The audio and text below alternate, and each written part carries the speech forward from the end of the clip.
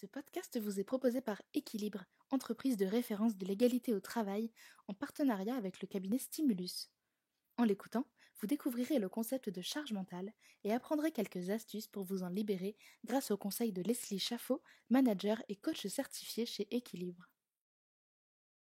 Alors tout d'abord, ce qu'on peut dire, c'est que la charge mentale, on en a beaucoup entendu parler ces dernières années, tant et si bien que on entend souvent maintenant, bon ben voilà, on a fait un peu le tour de la question, on peut passer à autre chose.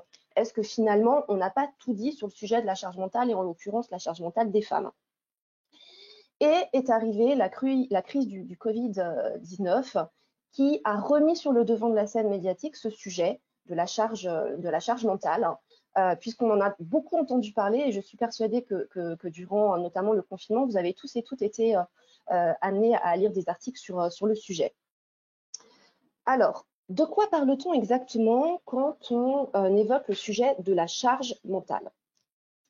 En fait, la charge mentale, c'est un sujet, on l'a vu, hein, qui a fait beaucoup de bruit il y a quelques années de ça, mais qui pour autant est loin d'être un concept nouveau.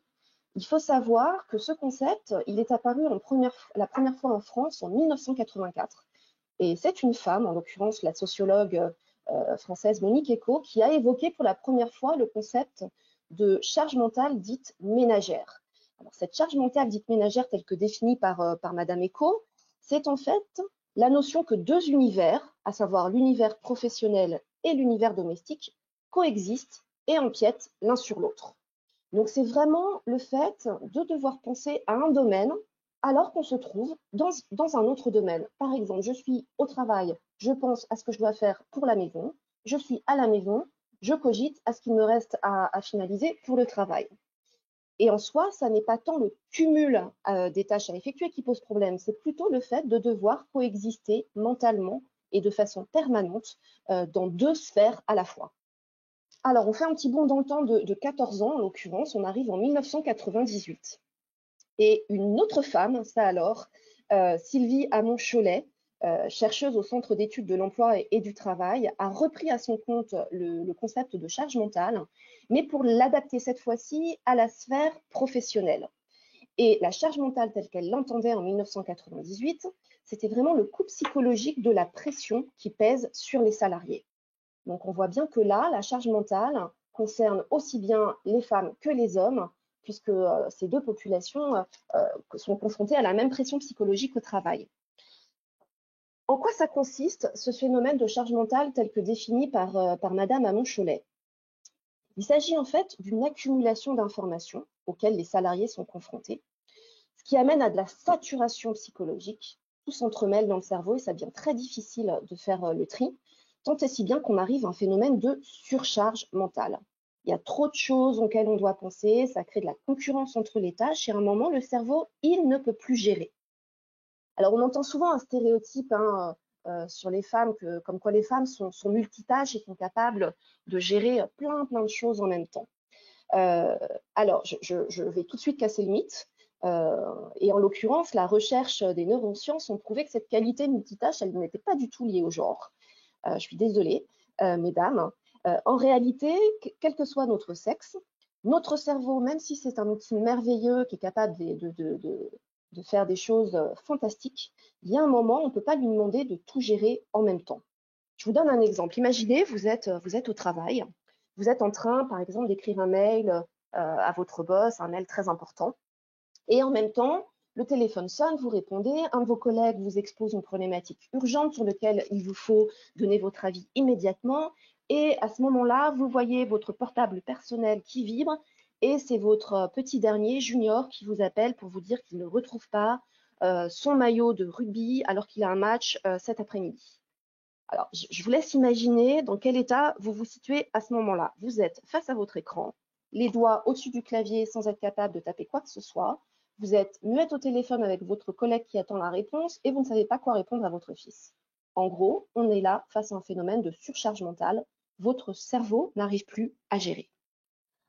20 ans plus tard, en 2017, est réapparu ce concept de charge mentale et en l'occurrence, il a été réhabilité par la blogueuse Emma dont je suis sûre vous avez sans doute vu les illustrations, notamment sur les réseaux sociaux. Emma réhabilite le concept de charge mentale, mais sous la sphère domestique et privée. Donc concrètement, comment ça se passe? Et on en croit Emma. Ce que révèle cette histoire de charge mentale, c'est que les charges domestiques, c'est pas qu'une histoire de temps passé à tenir la balayette, à faire la vaisselle, à lancer les machines à laver, etc. La charge mentale, c'est être responsable de la logistique des tâches domestiques et familiales. Préparer la liste des courses, vérifier que les vaccins des enfants sont à jour, s'assurer que quelqu'un ira bien chercher Junior à son cours de danse, etc., etc. Même si finalement ce n'est pas vous qui vous occupez de toutes ces tâches-là. Vous les avez en tête et vous avez une to-do list permanente qui déroule dans votre cerveau. Et preuve en est d'ailleurs la définition du petit Larousse, dans laquelle la notion est apparue pour la première fois en 2020. Et si on reprend cette définition officielle, c'est la suivante. Poids psychologique que fait peser plus particulièrement sur les femmes la gestion des tâches domestiques et éducatives, engendrant une fatigue physique et surtout psychique. Alors, ce qui est intéressant aussi de constater, c'est que cette charge mentale, tout le monde ne l'aperçoit pas de la même façon. Et en l'occurrence, il y a une étude qui a été menée en 2018 par Ipsos sur la charge mentale des Français et qui montrait bien que la charge mentale des femmes et des hommes n'était pas forcément la même. Pour les hommes, la charge mentale, c'est plutôt associé au monde du travail, au surmenage, au stress, voire au burn-out. Mais c'est très, très corrélé à la sphère professionnelle. Alors que pour les femmes, la charge mentale est plus directement associée à la responsabilité familiale, au fait de devoir prévoir, d'organiser l'essentiel de ce qui se passe à la maison. Tout ça, bien sûr, en plus du travail. Mais on voit bien que la perception n'est pas exactement la même. Et c'est ce qui rend d'ailleurs parfois difficile pour les hommes, pour les partenaires masculins, de prendre conscience de cette charge mentale qui peuvent peser sur leur conjointe. Et ainsi, cette étude de 2018 menée par Ipsos montrait que 61% des hommes n'avaient pas conscience de la charge mentale domestique des femmes qui pouvait les faire souffrir au quotidien.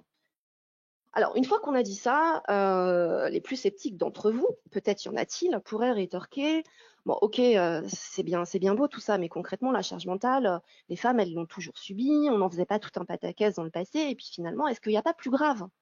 Alors effectivement, il y a des sujets plus graves, mais pour contre-argumenter ce genre de commentaires, je vous propose maintenant de nous pencher sur les conséquences justement de cette charge mentale et de voir ensemble en quoi ça peut représenter un vrai problème. Ce que je vous propose de voir, c'est ce qui est apparu avec la crise du Covid-19 pour les femmes et en l'occurrence avec le confinement. En fait, ce dont on s'est aperçu à travers cette période difficile, c'est que le déséquilibre s'est encore creusé. Et en l'occurrence, on a eu encore plus de tâches domestiques qui pesaient sur les épaules des femmes. Ce qu'on a pu observer pendant le confinement notamment, c'est que les femmes qui télétravaillaient dans la même proportion que les hommes, eh bien, elles avaient tendance à soit travailler un peu moins, passer un peu moins de temps sur le travail et un peu plus de temps du coup à s'occuper des enfants, de la maison, soit elles rognaient sur leur temps de sommeil. Une fois que tout ça était fait, elles pouvaient enfin se mettre derrière leur ordi et commencer à bosser. Donc on voit bien que finalement, dans un cas ou dans un autre, les conséquences sur la trajectoire professionnelle, elles ne sont pas nulles. Ce qui fait craindre aujourd'hui que les femmes, elles sortent de cette période du Covid-19 largement épuisées. Ce que le confinement a mis également en avant, c'est que les injonctions auxquelles sont confrontées les femmes à longueur de temps pèsent encore plus lourd. Je m'explique. Les femmes ont été soumises sur la période à des injonctions en rafale et des injonctions qui, en plus d'être lourdes à porter, sont paradoxales. Exemple, mesdames, pendant le confinement, faites attention à ne pas grossir, donc cuisinez sain. Mais par contre, faites-vous plaisir, hein, relevez le challenge de faire votre pain vous-même, de faire de la pâtisserie en masse, et si possible avec les enfants, comme ça les occupe. Et par contre, derrière, éliminez tout ça en faisant du sport, tant qu'à faire, avec les enfants, histoire effectivement d'être une bonne maman en plus d'être une femme sportive. Autre injonction, l'école à la maison. Surtout, surtout, mesdames, ne faites pas prendre de retard à vos enfants, soyez présentes pour les devoirs et veillez à ce que tout continue comme si vous étiez la maîtresse en chef. Mais d'un autre côté, restez dans l'éducation bienveillante et positive. Et puis que cela ne vous empêche pas de télétravailler, même si vous avez les enfants qui jouent à se courir après autour de la table sur laquelle votre écran est posé. Le confinement, ça a été aussi l'occasion d'encourager les femmes à renouer avec leur moi profond, leur moi intérieur, à expérimenter le yoga, la sérénité, la méditation. Donc, en fait, à se réancrer dans son moi profond. Mais par contre, renouer avec son moi profond, ça ne veut pas dire lâcher prise. Et comme nous l'enjoignait très clairement Eva, ne lâchez pas le terrain face aux cheveux blancs. Donc, il faut rester quand même vigilante là-dessus tout en étant très sereine. Soyez créatifs, profitez de cette période pour laisser parler l'artiste qui existe en vous. Faites un journal créatif, lisez l'intégrale de Tolstoï, apprenez la programmation informatique à travers les MOOC gratuits, etc. Tout ça, bien évidemment, en continuant de prendre soin de votre couple pour ne pas que la flamme qui existe entre vous s'éteigne sur la période. Donc, tout ça sont des exemples pour vous montrer à quel point votre cerveau est soumis à toute une série de consignes qui sont totalement paradoxales, impossibles à tenir et qui à un moment vous faire entrer en surchauffe.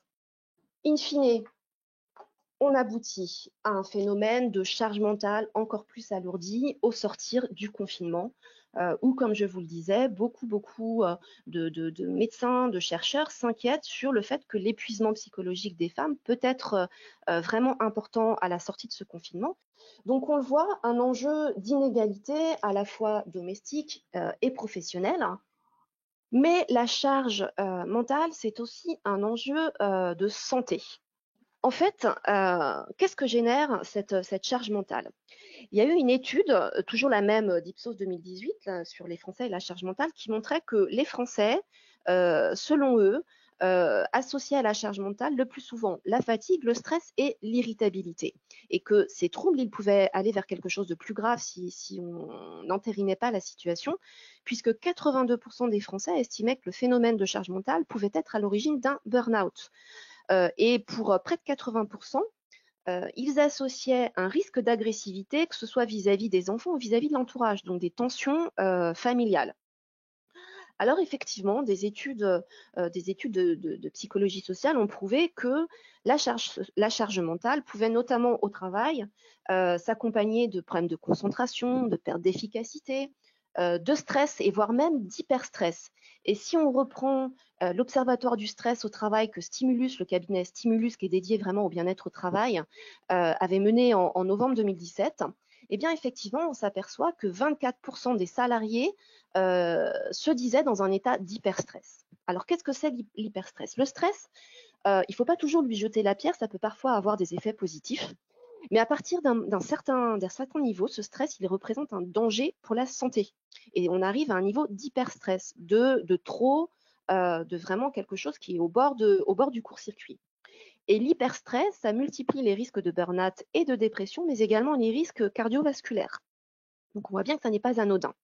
Et ce qui est intéressant aussi à travers cet observatoire du stress au travail mené par Stimulus, c'est que les femmes, a priori, sont plus touchées par l'hyperstress que les hommes, puisque 28% d'entre elles se disaient en situation d'hyperstress versus 20% de leurs collègues masculins. Donc on voit qu'il y a quand même un écart significatif de perception. Alors, on a dressé ensemble un constat, je vous l'accorde, assez alarmiste. Maintenant, on va essayer de voir ensemble qu'est-ce qu'on peut faire pour faire en sorte, sinon de faire disparaître, parce que ça va être compliqué, mais au moins d'alléger un petit peu cette charge mentale. Alors, au risque de faire beaucoup de déçus parmi vous, il n'y a pas de recette miracle. Ce qui marche pour les uns, les unes, ne fonctionne pas forcément pour les autres.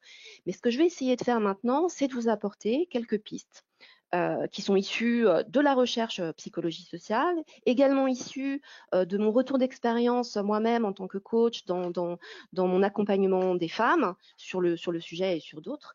Et également, très souvent, vous allez voir des conseils qui relèvent juste du bon sens, mais qu'il est parfois bon de rappeler. Premier conseil, passer de l'aide à la co-responsabilité. Donc là, on s'attaque dans un premier temps à la sphère du foyer. Et en l'occurrence, pour arriver à cette phase de co-responsabilité, il y a 3 étapes, à remplir. La première étape, c'est de faire un diagnostic précis de la répartition actuelle des charges domestiques. Concrètement, qui fait quoi et combien de temps ça prend? Donc ça, c'est la première étape, faire un diagnostic précis, factuel et prouvé. Deuxième étape, communiquer, exprimer ses besoins. Ça veut dire quoi? Exprimer ses besoins, ça veut pas dire, se baser sur, le diagnostic et dire: «Ah j'en étais sûre, tu as vu, je passe, vachement plus de temps, que toi à faire ça, ça, ça». C'est pas le principe. Quand je vous parle de communication, c'est, plutôt, de respecter les principes de la communication non violente, hein. C'est-à-dire d'exposer, calmement et sereinement son besoin, de dire, ce qui vous va, ce qui ne vous va pas, ce que vous envisagez, pouvoir être des solutions pour que ça aille mieux. Et la troisième étape, c'est de mettre ensemble, un plan d'action en place. Alors ça peut paraître très pro, un peu tue l'amour, hein, tout ça, mais c'est vraiment indispensable pour faire en sorte d'arriver à une répartition, plus équilibrée. Alors mettre en place un plan d'action, ça veut dire quoi? C'est sur la base de ce que vous avez constaté, sur la base des émotions que ça peut générer chez vous et des besoins que vous ressentez, et simplement se répartir, les différentes tâches, et de façon claire et que ce soit bien acté pour l'un, pour l'autre, voire même auprès de vos enfants, parce que les enfants, ils vivent à la maison, ils sont aussi capables d'être mis à contribution. Tout dépend de l'âge, bien sûr, mais il y a toujours des choses même que les tout petits peuvent faire. Et bien évidemment, ça va de soi, autant les filles que les garçons. Alors tout ça, c'est bien beau, mais ça ne peut se faire que si vous abandonnez votre idéal de perfection. Concrètement, ça veut dire quoi? Il faut arrêter de vouloir trop bien faire et dans un temps trop réduit.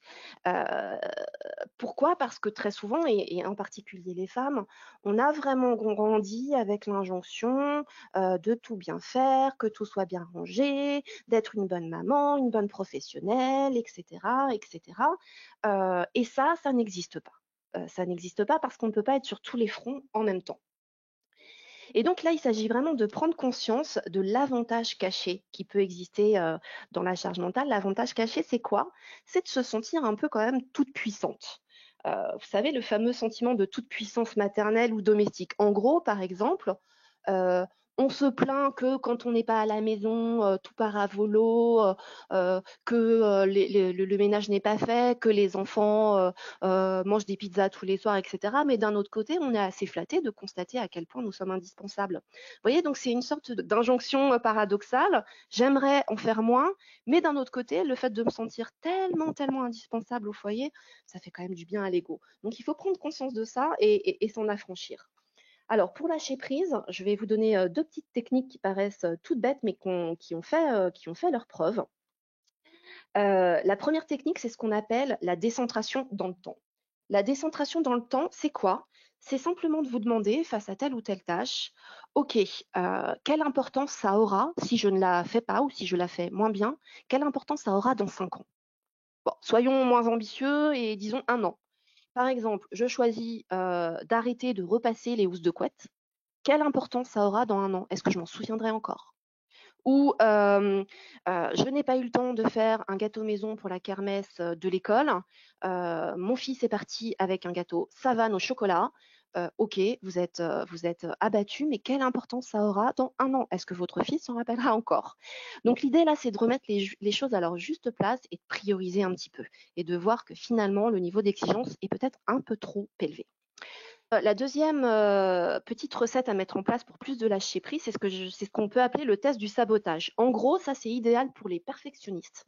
Ce test du sabotage, c'est quoi? C'est de choisir une action que vous faites régulièrement, de façon, exemplaire et de vous dire: «OK, là, je vais, soit ne plus le faire, soit le faire de façon un peu moins, exemplaire». Et tout ça, bien évidemment, il faut le faire sans culpabiliser. Sans culpabiliser, ça veut dire quoi? Ça veut dire prendre conscience qu'on a tous et toutes des croyances parasites. Je dois être une bonne mère et pour être une bonne mère, il faut que je cuisine maison et tant qu'à faire bio. Je dois être un bon professionnel et qui dit être un bon professionnel, ça veut dire, répondre en simultané à tous les mails qui m'arrivent et cetera et cetera et cetera. Des injonctions qui pèsent lourd, qui pénalisent notre bien-être psychologique et qui finalement, si on fait de nouveau l'exercice de la décentration dans le temps, qui s'en souviendra dans 1 an? Autre piste que je vous propose, Apprendre à être focus. Apprendre à être focus, c'est quoi? C'est, tout simplement se focaliser sur une tâche à la fois parce qu'on l'a vu, le cerveau, il n'est pas capable d'assumer, le multitâche, homme ou femme. Donc, l'idée, c'est de se consacrer à une chose pleinement et ça, c'est valable tant au niveau perso qu'au niveau pro, hein. Donc on coupe les notifications de mails quand on a besoin de se consacrer à un dossier de fond. Quand on se dit: «Je vais passer du temps avec mon enfant», vous le passez pleinement et pas en regardant vos mails, tout en tournant la soupe, du soir, et cetera, et cetera. Je vous souhaite une excellente journée, et je vous dis, en tout cas je l'espère, à très bientôt.